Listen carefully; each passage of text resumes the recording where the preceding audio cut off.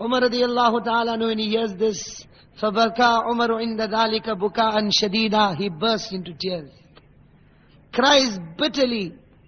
He cries bitterly. And he says, أَنْتُمَا زَوْجَتَا رَسُولِ اللَّهِ صَلَّى اللَّهُ عَلَيْهِ وَسَلَّمْ وَأُمَّهَاتُ الْمُؤْمِنِينَ وَلَكُمَا عَلَى الْمُؤْمِنِينَ حَقٌّ وَعَلَيَّ خَاصَّةٌ. That you are the wives of Rasulullah sallallahu alayhi wasallam, and you are the ummahatul mu'mineen, you are the mothers of the believers.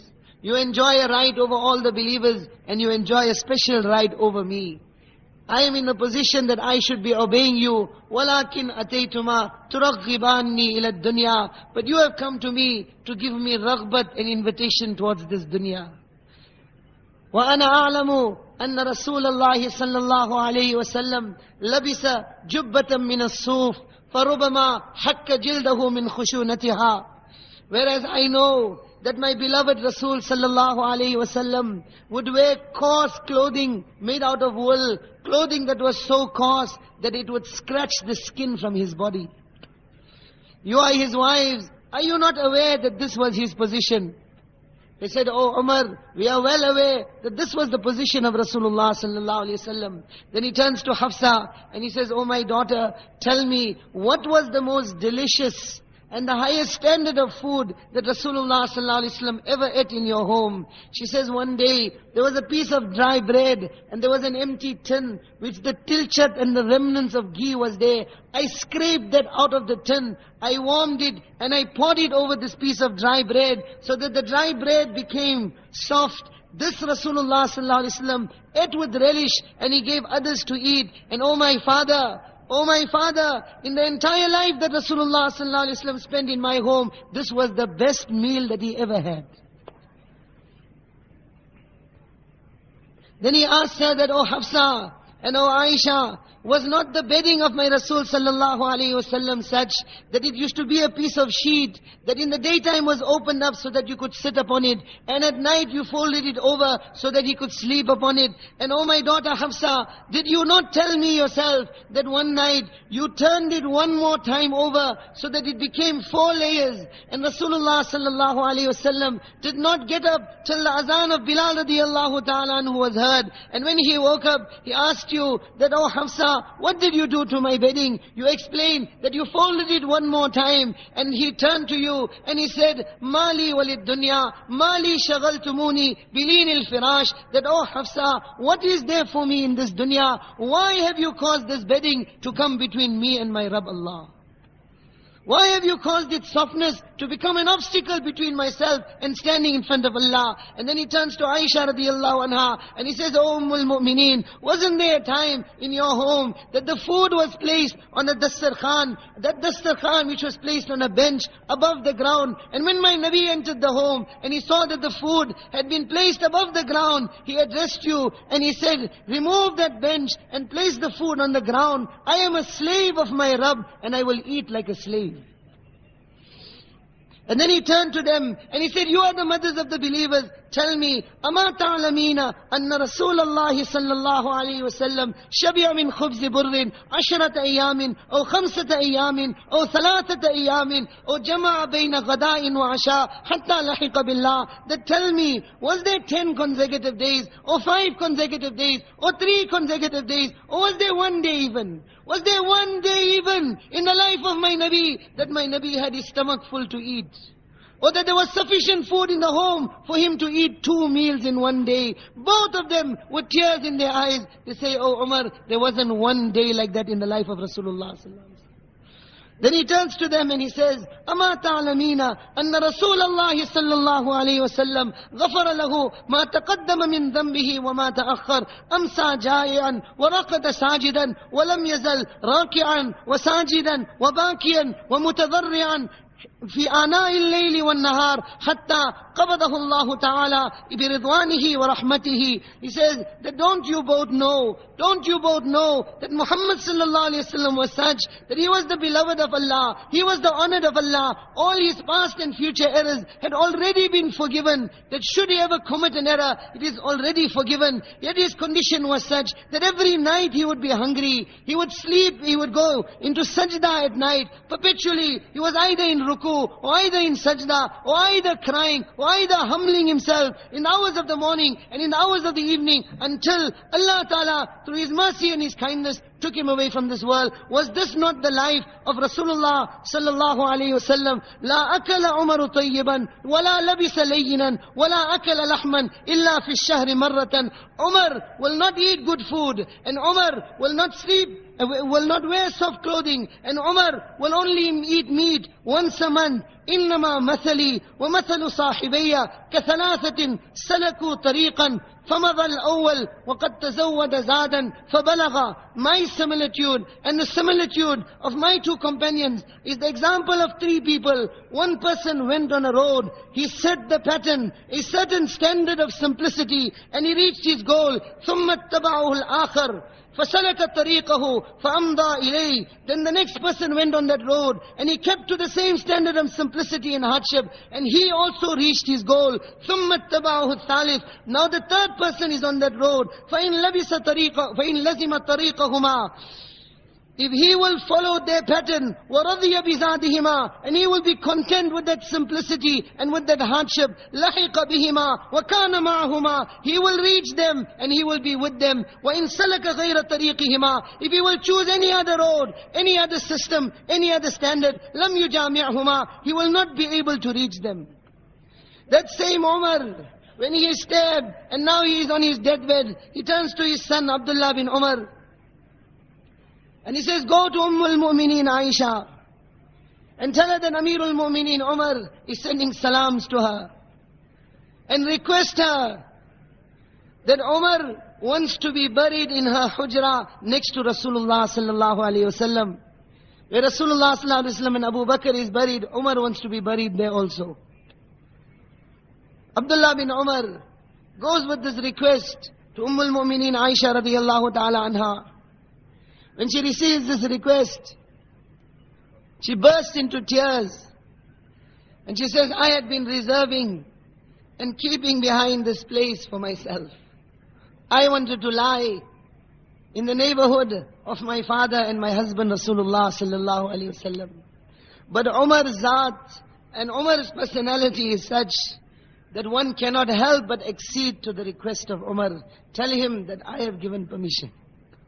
And Abdullah bin Umar goes back to his father, and he says, takes the head of his father and places it on his lap.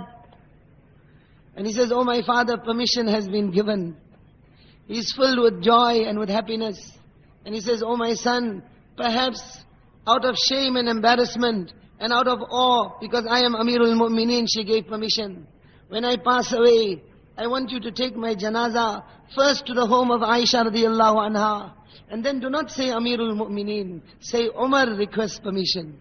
And if at that time she gives permission, then bury me in that home. And if that time she does not give me permission, then bury me in Masjid, in Jannatul Baqi, the graveyard of Medina.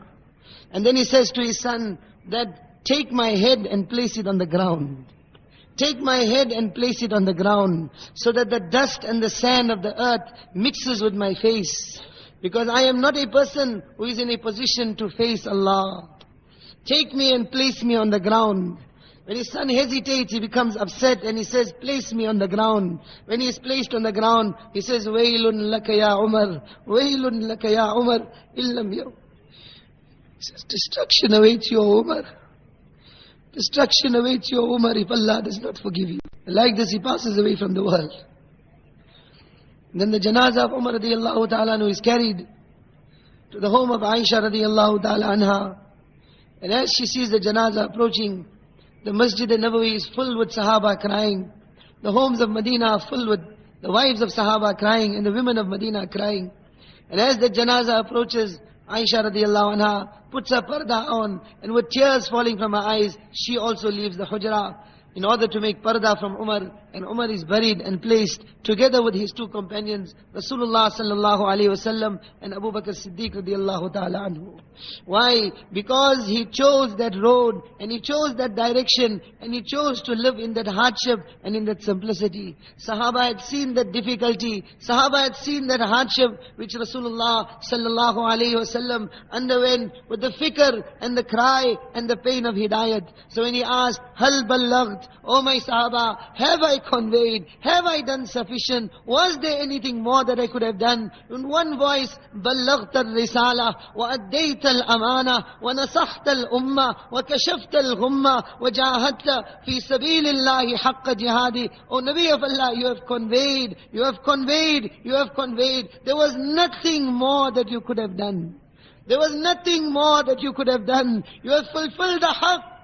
You have fulfilled the haqq of this mission of da'wat and tabligh that had been placed upon your shoulders. When he receives this reply, he raises his finger to the heavens and he says, Allahumma shahad, Allahumma shahad, Allahumma shahad. Oh Allah, you be a witness. Oh Allah, you be a witness that they have said that I have conveyed, I have done sufficient. No other tenet of deen this question was asked. So worried he was. He says, Ala wa inna rabbi da'iya wa innahu sa'ili hal ballagh. Listen, my Rabb is going to call me, Muhammad sallallahu alayhi wasallam, and my Rabb is going to ask me, have you fulfilled the mission of tabligh? Did you convey? Qad ballaghtu, I have conveyed. Falyuballigh shahidukum ghaibakum. Now my ummat, oh my ummat, this mission of tabligh, this pain and cry of Rasulullah sallallahu alayhi wasallam, this day and night, this fikr and concern for which he finished himself, finished his family, finished his Sahaba on the plains of Arafat and Mina in the Hajj of Rasulullah sallallahu alayhi wasallam, when his whole ummah is in front of him. فَلْيُبَلِّغْ شَاهِدُكُمْ غَائِبَكُمْ. Oh my ummah, this responsibility of tabligh has now been placed upon your shoulders. 124,000 Sahaba of Rasulullah sallallahu alayhi wasallam are gathered. Tariq, history bears witness. Makkah and Medina put together, you will not find the graves of more than 14,000 Sahaba. More than 90%. More than 90% of that majma and that gathering that took deen directly from Muhammad sallallahu alayhi wasallam died away from their homes. They died away from their homes. They understood the message of the Hajj of Rasulullah sallallahu alayhi wasallam. That tabligh is your responsibility. Today this ummah has made plaques. This ummah has made posters, farewell sermon of Muhammad sallallahu alayhi wasallam, farewell sermon of Prophet Muhammad, peace be upon him, stuck it on our lounge, stuck it on our walls. Now and then we glance at it. 2 million gather on the plains of Arafat.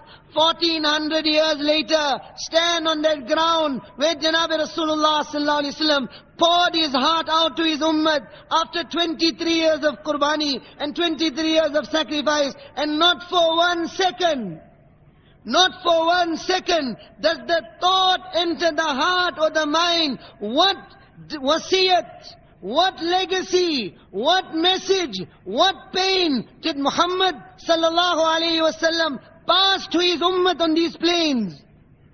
What was that message that imbibed within Sahaba this jazba and this zeal, that they made their homes in the four corners of this earth? That this cry and pain had been transmitted into their hearts, that until 100% the orders of Allah in the way of life of Rasulullah sallallahu alaihi wasallam does not come alive in the whole ummah, till that time we will not rest.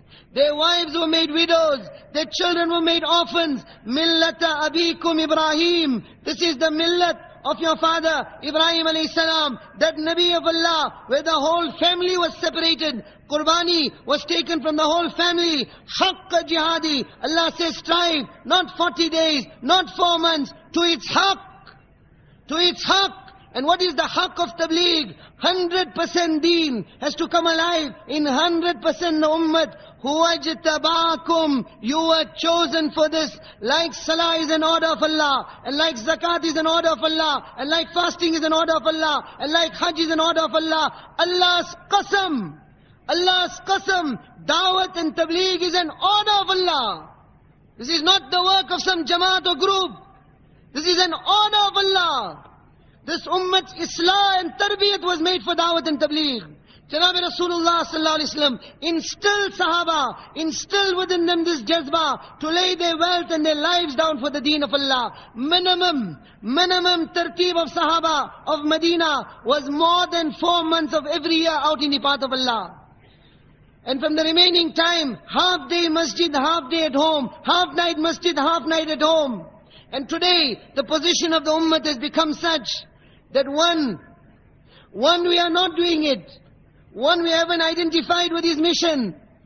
And greater than that, the greater tragedy, that the ihsas and the perception that I am making gunaah through the barakat of Khatm Nubuwwat, that zimedari and responsibility that was given to me, the message of the Hajj of Rasulullah sallallahu alaihi wasallam that was transmitted to this ummah, I have turned my back on it. That perception that I have committed a gunaah is not even there. This is what our elders are saying. Bhul gaye, forgot. Or ye bhi bhul gaye. And forgot that they forgot also. Nasiyam mansiya, out of the minds, out of the hearts, out of the society. Muslim homes, Muslim towns, Muslim societies, Muslim bazaars, Muslim countries. And the hearts are empty of the fikr and the pain and the cry of Janab Rasulullah sallallahu alayhi wasallam. Our elders are saying, we have made zulm on ourselves, we have made zulm on our families, we have made zulm on the whole mankind. What greater zulm can there be than this, that we have turned our backs on the mission of Rasulullah sallallahu alayhi wasallam? Ijtima is not to see how big the gathering is. Ijtima is not to make ourselves happy that for 1-2 days we had a nice big gathering and the facilities were fine. Our elders are saying that Ijtima is to bring alive this consciousness that until 100% the orders of Allah in the way of life of Rasulullah sallallahu alaihi wasallam are not alive, till that time I will not rest. That is Ijtima. This Ijtima is not for Cape Town. This Ijtima is not for South Africa. This Ijtima is concerning the fikr of the Jannat and Jahannam of the last person to come before Qiyamah. That how that person can be saved from Jahannam and go to Jannat. Leave the others, if the workers themselves haven't yet raised their hands and said, Ya Allah, your deen is dying and I haven't finished myself. Ya Allah, thousands have made their goals this dunya. Thousands are finishing themselves for this dunya. Thousands are tiring themselves to earn the petty things of this world. Ya Allah, let me finish myself for your deen. Accept my wealth and my life for your deen. Tomorrow when Sahaba will come, one with his hand cut off, one with his ears cut off, one with his nose cut off, let me also bring something forward on that day. Like the night before the battle of Uhud, Abdullah bin Jahash says to Sa'd radiyallahu anhu, I will make dua, you say Ameen, you make dua, I will say Ameen. And he makes dua, Allahumma rzuqni rajulan shadidan haraduhu shadidan ba'suhu, yuqatiluni fa uqatiluhu feek. Allah, tomorrow when the battle takes place, let me face a strong enemy. Let me fight him for your sake and let him fight me. And he doesn't say give me victory and give me recognition and give me honor. ثُمَّ يَأْخُذُنِي, then let him overpower me. فَيَبْخُرُ بَطْنِي, let him cut open my stomach. فَيَجْدَوْ أَنْفِي وَأُذُنِي, let him cut off my ears, cut off my nose. Abdullah, why was your ears cut off? Why was your nose cut off? Why were you desecrated like this? On that day I will say, Fika wa fi Rasulika sallallahu alayhi wasallam. For the sake of your deen and the deen of Muhammad sallallahu alayhi wasallam, this is why this happened to me. If this majma of workers, of those who have been exposed, is still not even making dua also, not even asking Allah to be accepted, and in our hearts is the jazba of dunya, then how is this ijtima going to become a zariya of hidayat? This is why our elders are saying, Toba karo bhai, Toba. Is still not even making dua also, not even asking Allah to be accepted, and in our hearts is the jazba of dunya. then how is this ijtima going to become a zariya of hidayat? This is why our elders are saying, Tawbah karo bhai, Tawbah. Make Tawbah, cry. Re Allah, hum aapke chahne wala nahi. Re Allah, till now we haven't desired you, we have desired everything else. They say, cry. And make this faisla and decision that, Ya Allah, 100% my wealth, 100% my life, Ya Allah, let me finish myself until 100% your deen comes alive. Allah doesn't need numbers. Ijtima is this, that few. Few make the decision. Badr was only 313. Allah established deen in the whole world through Badr. Through that 313. Allah doesn't need numbers. Few of us have to make that faisla. 100% my time, 100% my wealth, so that Allah's deen come alive in this world. And see how Allah will use us, and see how Allah will accept us. So for this, my respected brothers, 4 months, starting step, let us stand up and give our names to go in the path of Allah. Come, my respected brothers. Also from the ijtima, minimum tartib of Sahaba was 4 months, minimum. Hal ballaght. One fikr, one concern. Oh my Sahaba, have I made tabligh? Has the haqq of this mission of tabligh being fulfilled? He didn't ask about salah. He didn't ask about zakat. He didn't ask about hajj. He didn't ask about fasting. No other tenet of deen was this question asked, that has the haqq of it been fulfilled? Only one thing, one tenet. Ya ayyuhar Rasul, O my Rasul. And when the Rasul is addressed, his ummah is addressed. لَقَدْ كَانَ لَكُمْ فِي رَسُولِ اللَّهِ أُسْوَةٌ حَسَنَةٌ. For you in the Rasul of Allah, Muhammad sallallahu alayhi wa sallam, is the most perfect example. O my Rasul, Balligh, make tabligh. O my Rasul and his ummah, make tabligh of this deen. If you do not do so, you have not fulfilled your risalat and your mission. Wallahu ya'asimuka minan nas. And when you will make tabligh, when you will strive in my path, when you will sacrifice for my deen, mankind will turn against you, circumstances will turn against you, conditions will turn against you, but know and understand that your Allah will be with you. And Allah will protect you. Allah will protect you from the people. Hazrat Maulana Yusuf Rahmatullah Ali used to say, Allah has promised ismat and protection of this ummah when it will fulfill the responsibility of tabligh. The converse meaning of this is that when this ummah will turn its back on its mission of tabligh and da'wat, Allah no longer guarantees its protection. Ismat will be lifted from this ummah. That you have left me and my Nabi, and you have left your mission, now we are leaving you also. يَنْصُرْكُمُ اللَّهُ فَلَا غَالِبَ لَكُمْ. If Allah's help is with you, no one will overpower you. وَإِن يَخْذُلْكُمْ فَمَنْ ذَا الَّذِي يَنْصُرُكُمْ مِنْ بَعْدِهِ. And if Allah's help is not with you, who is going to help you? Who is going to help you? हमने अल्लाह को छोड़ा, इस वजह से हमने अल्लाह की राह न किसी और की राह. We have left Allah. This is what our elders are saying, हम अल्लाह को चाहने वाला नहीं. We don't want Allah. We don't want the deen of Allah. I want my shop, I want my job, I want my wife, I want my desires, I want recognition, I want society. You say La ilaha illallah. The shopkeeper says La ilaha illallah. The taqaza of deen comes in front of him, he says my shop, my shop. He is lying in his La ilaha illallah. He is lying. Because he wants his dunya, he doesn't want Allah. Who gets the news at 2 o'clock in the morning that your shop is being looted, and he turns over nicely and carries on sleeping? Who gets the news that your profits are down, and it doesn't affect him? Why? Because that is important to us. Our elders are saying that today the deen of Allah is being slaughtered. Irtidad, the greatest guna that can ever take place is a person becoming murtad. Irtidad is taking place openly. Jahannam has entered our bazaars, our homes, our societies. The janazah of the way of life of Rasulullah sallallahu alaihi wasallam is coming out of our homes.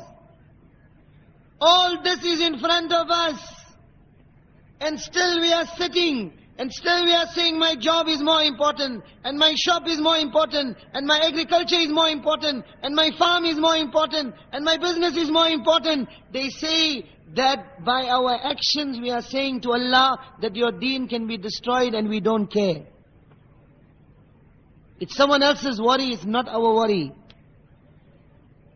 We are turning the blanket over and turning the other direction and ignoring. For our dunya, no one rests at ease. Why when deen is being destroyed? Understand, my respected brothers. 45 seconds, cities were razed to the ground. How this affected us? The destruction and the halakat, Allah protect us. But the destruction and the halakat which took place there is not equal to one Muslim intentionally missing one salah.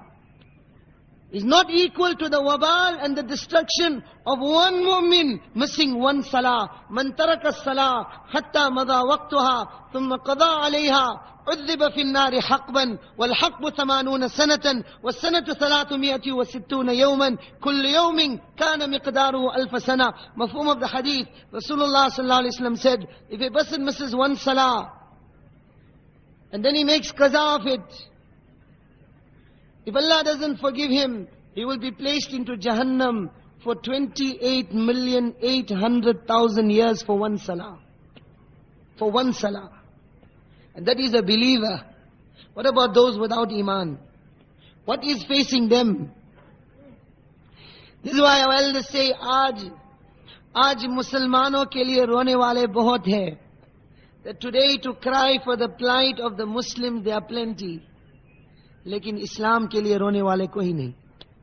But to cry for the plight of Islam, there is no one. And until this ummati does not learn to cry for Islam, his tears for the Muslims will be of no benefit. Conditions are dictated by deen, conditions are dictated by amal. Ismat and protection of this ummah, Allah has only guaranteed on tabligh, on nothing else. Hal ballaght, have I conveyed? What this question means? Have I done sufficient? Is there any other qurbani that I could have given? Is there any more blood that I should have spilt? Is there any other member of my family that I should have gotten slaughtered? Have I done enough for the hidayat of my ummah? Have I fulfilled that mission which Allah had placed upon my shoulders? That is what this question means, hal ballaght. Sahaba saw that 23 years of hardship, where they say, Kana da'im al-fikri wal-ahzan. Nabi Pak sallallahu alayhi wa sallam was perpetually in fikr, perpetually in gham, perpetually in worry. Laysat lahu raha, he had no peace. Everything had been given. To this extent that in the khilafat of Umar radiyallahu ta'ala anhu,